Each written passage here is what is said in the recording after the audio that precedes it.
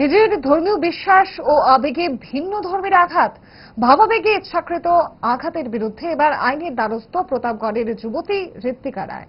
অভিযোগ, নিজের ইনস্টাগ্রামে নিজের ইষ্ট দেবতার ছবি পোস্ট করেছিলেন ঋত্বিকা। এর জের ধরে দেবতার বিরুদ্ধে কুকথা এবং কুমন্তব্য পোস্ট করে ভিন্ন ধর্মের এক যুবক। সঙ্গে চলে গালাগাল। বাধ্য হয়ে ন্যায় বিচার চেয়ে পুলিশে লিখিত অভিযোগ নিয়ে হাজির হন যুবতী ঋত্বিকা রায়। আগরতলা পূর্ব থানায় দায়ের হলো মামলা। শোনাবো কি অভিযোগ ছিল যুবতীর।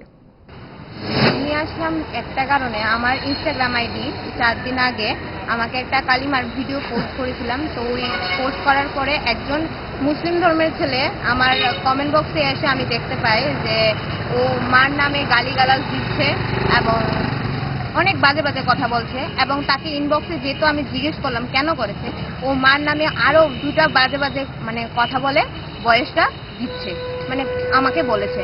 তো ওই ভিত্তিতে আমি আজকে পুলিশ অফিসে এসেছি, আর এটার আমি ন্যায় বিচার চাই, তার জন্য আজকে এসেছি। আমার পরিচয়, আমি ঋত্বিকা রয়। আর আমার সোশ্যাল মিডিয়াতে আমার একটা পেজ আছে এসএজে অফিসিয়াল। তো এটাতে আমি কাজ করি, সোশ্যাল মিডিয়া ইনফ্লুয়েন্সার। আর তার পাশাপাশি আমার বাড়ি প্রতাপগড়ে। আর এটার জন্য আমি আজকে থানাতে এসেছি। তার বিরুদ্ধে কোনো তদন্ত করার জন্য, ছেলেটাকে এরকম কেন করেছে, আমাদের ধর্ম নিয়ে এরকম কেন বলবে, ঠিক আছে না, তার জন্য আমি এসেছি।